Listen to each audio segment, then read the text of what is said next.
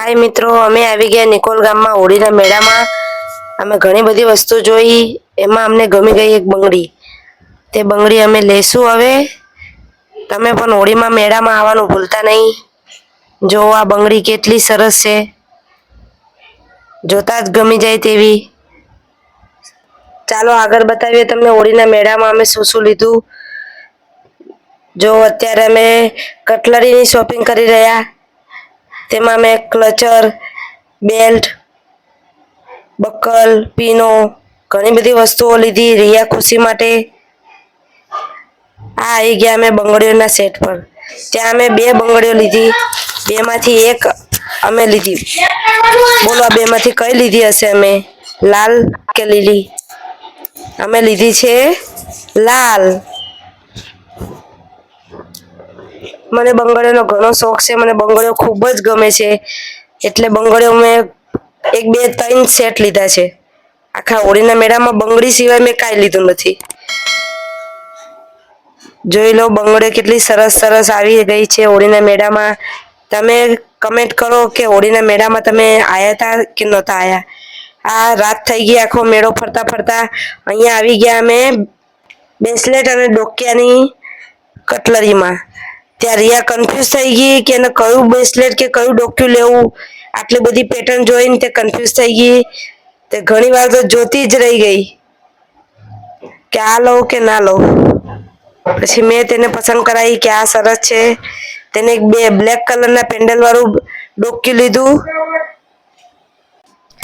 દરેક પેન્ડલ સરસ હતા, દરેક બ્રેસલેટ સરસ હતા। હોળીના મેળામાંથી એક પેન્ડલ અમે લીધું છે। અમે ભાઈને કીધું પેકિંગ કરી દો, તો પેકિંગ કરવાની ના પાડતા હતા। હોળીના મેળામાં ખૂબ જ ભીડ હોય છે। જ્યારે વંજારા નીકળે ત્યારે તો ખૂબ જ ભીડ હોય છે, એટલે તમારે જ્યારે મેળામાં આવવું હોય તો 5 વાગ્યા પછીના સમયમાં આવવાનું હોય, જેથી ખરીદી કરવા મજા આવે, ધક્કામુક્કી ના થાય। હોળીના મેળામાં ઘણા ચોર, ગઠિયા ચોર પણ હોય છે, પાકીટનું ખૂબ જ ધ્યાન રાખવું પડે છે। પેન્ડલ લીધા પછી આપણે આગળ જઈશું। સામે જ તમને દેખાય છે ખોડિયાર માતાનું મંદિર છે। હવે ચાલો આગળ। અમારા ઘરે એક નાનો ડોગી છે, તેના માટે અમે લાઈટો વાળા રમકડા લીધા। લાઈટ વાળી દડી તેને ખૂબ જ ગમે છે। દડી રમે તો એને સારું લાગે કલર જોઈને। હાલો હવે ટોમી માટે પણ ખરીદી કરી રહ્યા છીએ, અને આપણે આ દરી લીધી છે, તે ખૂબ જ સરસ છે।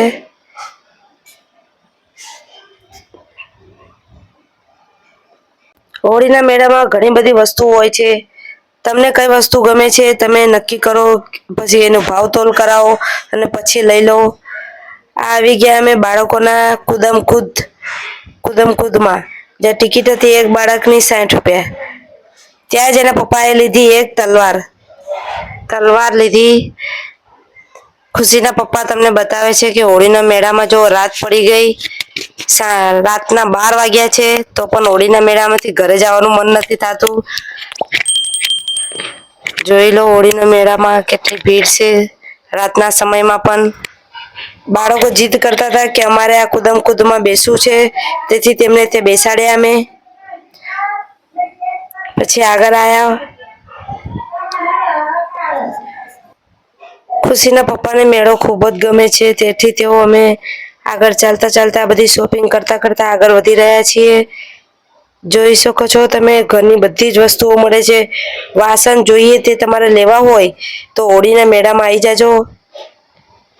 અહીંયા વાસણો ખૂબ જ સરસ આવે છે, પિત્તળના, સ્ટીલના, લોખંડના, સ્ટીલના, જર્મનના, બધી જ વસ્તુઓ ત્યાં મળે છે, પણ તમારે જોઈને ચેક કરીને લેવાનું, નહીં તો ફરી પાછું બદલાવાનું રહેશે નહીં। અમે આગળ જઈ રહ્યા છીએ જો હોળીના મેળામાં। આ આવી ગયો અમારા નિકોલ ગામનો ગેટ, સામે જોઈ શકો છો નિકોલમાં।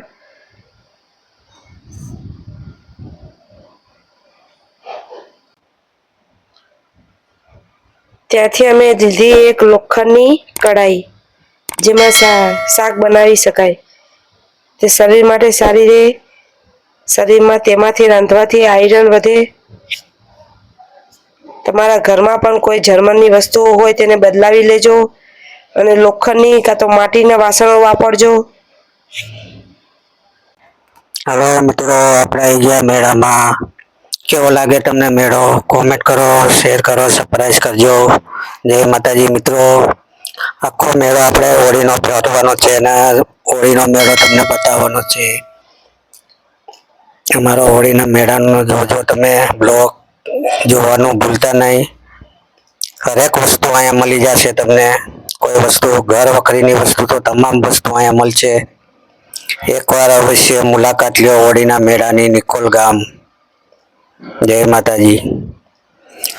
આ બધું રમકડા લાઈટો વાળા જો આ છોકરા આપણે અંદર ફરવા ગયા છે એટલે આપણે થોડું શૂટિંગ લઈએ છીએ એની ઉભા રહી નીચે.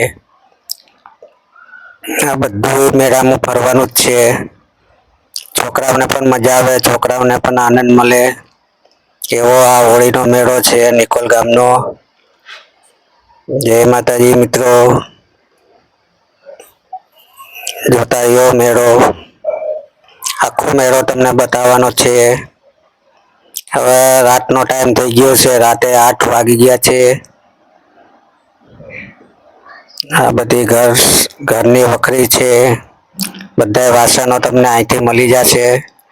ગમે ત્યારે આવવું હોય તો અહીંયા મુલાકાત લ્યો નિકોલ ગામ.